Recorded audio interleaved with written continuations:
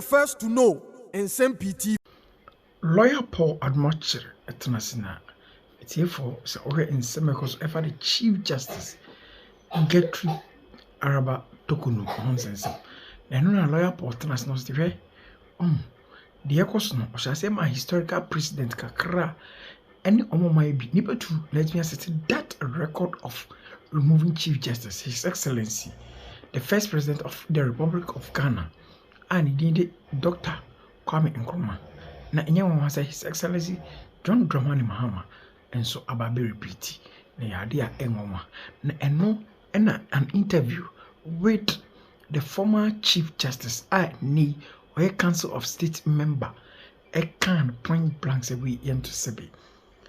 The we are process of the fast no and twayi na ensem fata na ono de ono munya adwene na ochirem de ntia ase ya so bibi ne ri ahye nkom na lawyer Paul HM say it is all hard nko aye arehoro so on the wo hye Gertrude Tokunu wo na oyegidi ni de di atono onko so onko anim ma omanabamu the former Chief Justice, current member of council.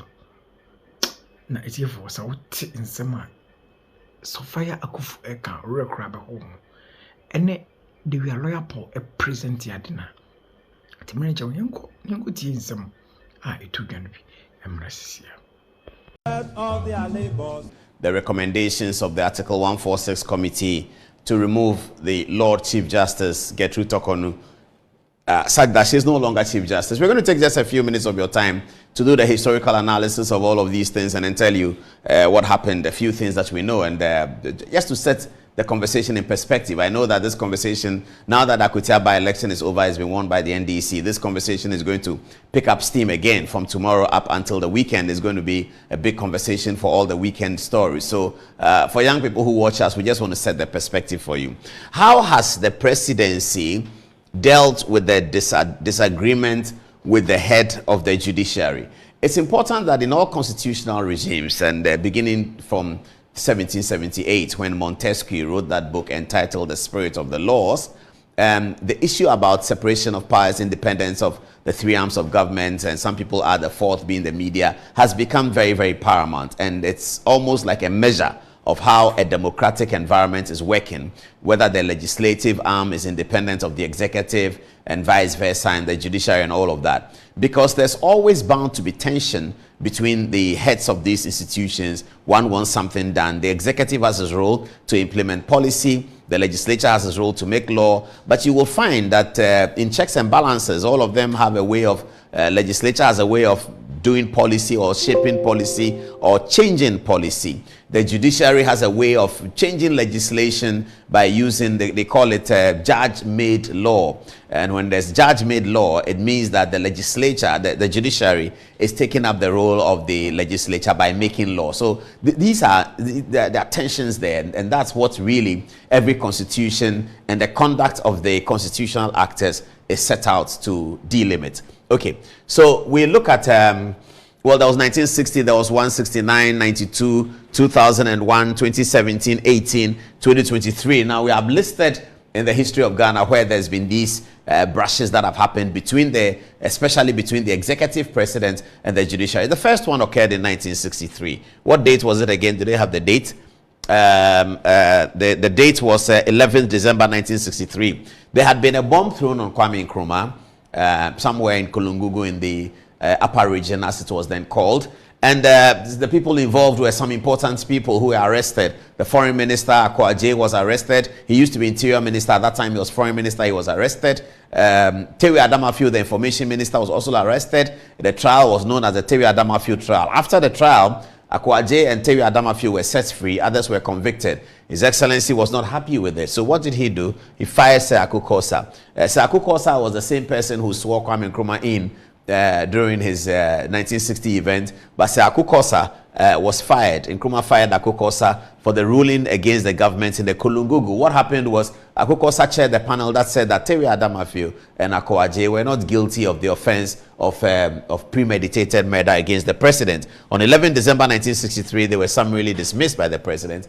Then the constitution the constitution at the time was sort of quiet on it. So the president acted by removing Akuffo and then passed legislation. So write it here. So Nkrumah rushed a bill to parliament through his attorney general, the Honorable Col Swansea, seeking to gain the powers to fire judges. Subsequently, the parliament passed that law for the Osajefo. So Edward Akuffo was sacked, and also sacked was Kofi Adumoah Bosman and R.S. Blade. They were all fired as Supreme Court judges. So that ended one chapter. Those who wrote the constitution were eager to stop the president or the leader of the government from being able to remove the Chief Justice. So the 1969 Constitution has no role for the president to remove the Chief Justice. It has no Article 146 process. In fact, the 1969 Constitution went to the other extreme, where the leader of the government, the Prime Minister, can under no circumstance remove a Chief Justice. Nobody can send a petition. That window was completely closed as to whether somebody can send a petition for the removal of the Chief Justice. Given the history that the First Republic came from, the good people of Ghana at the time decided that no, they don't want that. So the only thing that Busia could do, when, of course, the brushes always happen, Busia was concerned about a ruling of the Supreme Court. What was it about?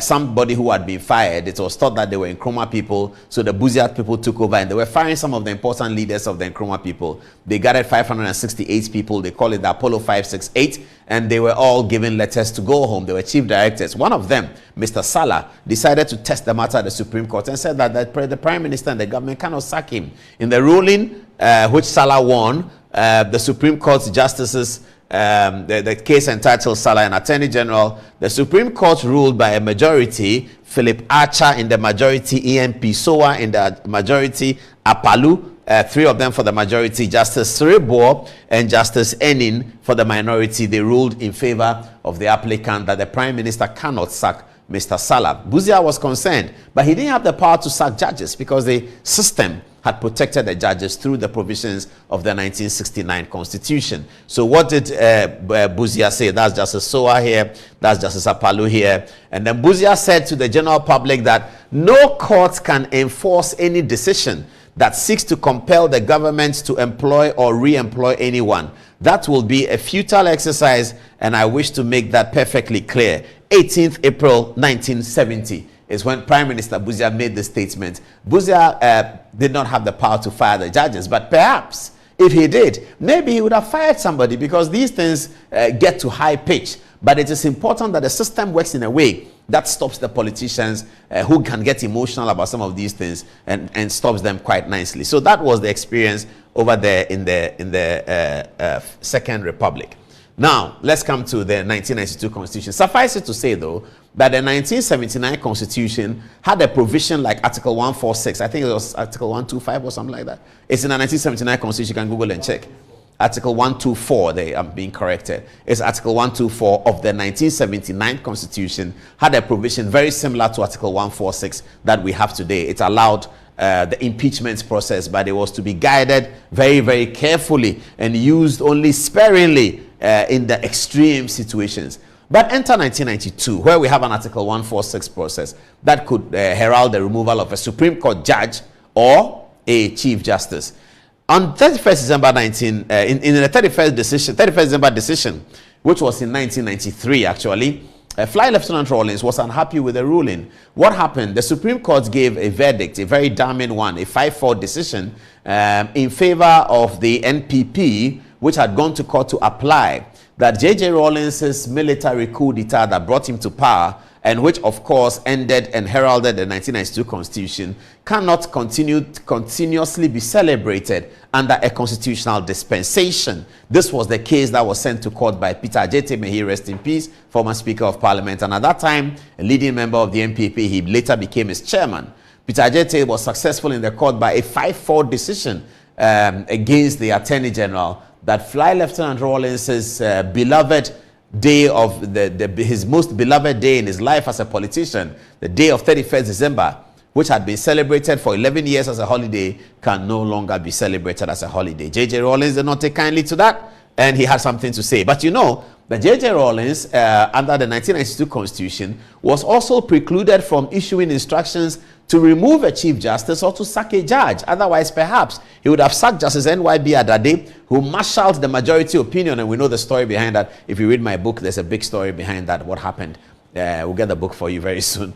Justice Adade would have been fired by Mr. Rawlings if indeed Mr. Rawlings had the power to do so. But the 1992 Constitution did not allow the president to do so, except by an Article 146 process. Mr. Rawlings was not interested in pursuing an Article 146 process. Nobody sent a petition, and so Adade was not sacked. But JJ was very upset about it. Now, this is the majority in the ruling. Adade led the majority opinion. GRM Francois was there. Justice Amoasechi, Justice Akins, and Justice Efron Benjamin, who actually turned the day in favor of the majority opinion on that day. The dissenting opinion was from the Chief Justice Philip Archer, Justice Aban, later a Chief Justice, Justice Joyce Bamford Addo, later a Speaker of Parliament, and Justice Nsem-Pii, may he rest in peace. They were the dissenting opinion in the famous matter of 31st. So that now we are in the Fourth Republic. Let's move to see that in 2022-2023, a petition was received by President Akuffo for the removal of Chief Justice Eni Yeboah. It was a petition received by some people. I don't want to go into the details, but we can if we have time later on. And the President Akuffo dismissed the petition. It didn't see the light of day. There was no prima facie, blah, blah, blah.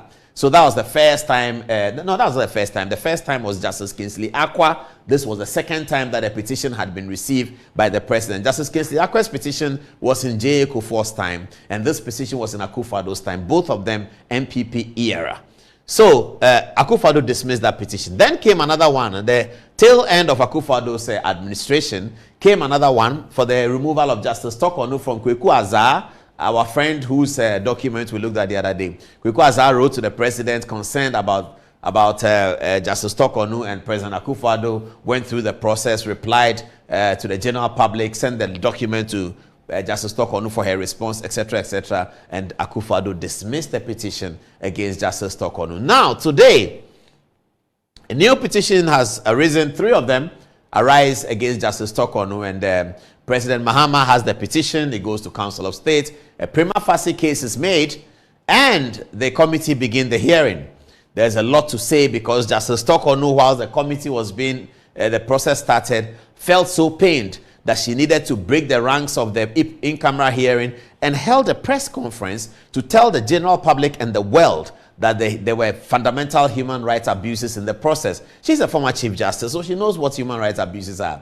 She tried to get the court to listen to her. She lost at the Supreme Court. She tried to get the High Court to listen to her. She lost at the High Court, both on accounts of the fact that whatever she is going through has been designed by the Constitution to be in camera, cannot be public, and so she cannot be heard in public. That whatever case she has to make it in the case. Article 146 process is almost such that once you get in, you are out.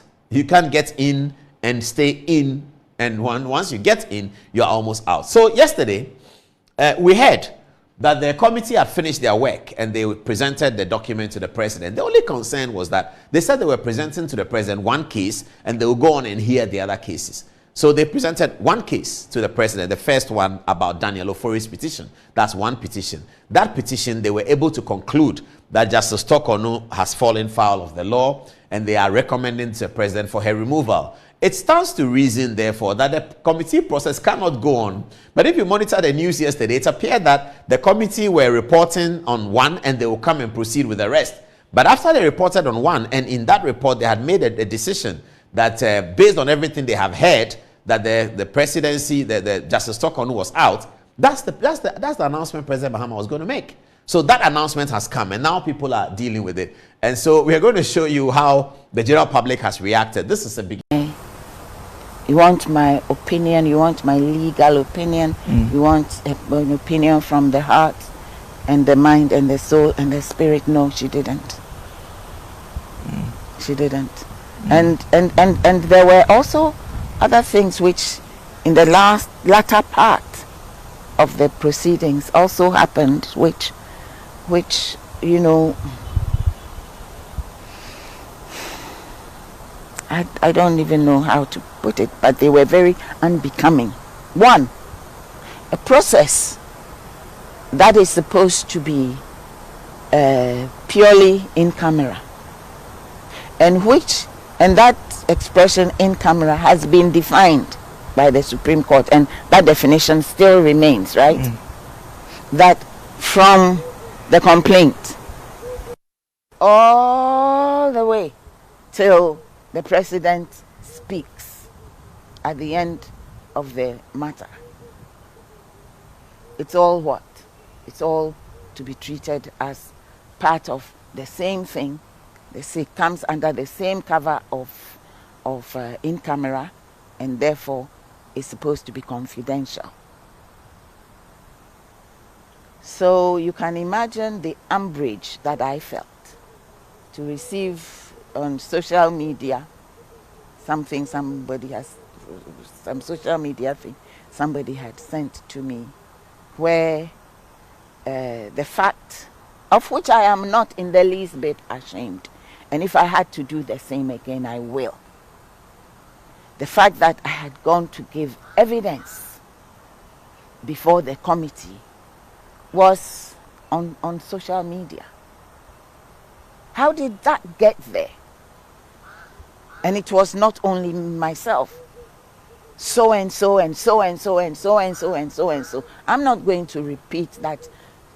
I won't use the word that came on my lips. I'm not going to repeat that unbecomingness by even mentioning the names that were mentioned. Isn't somebody entitled to have witnesses on their behalf?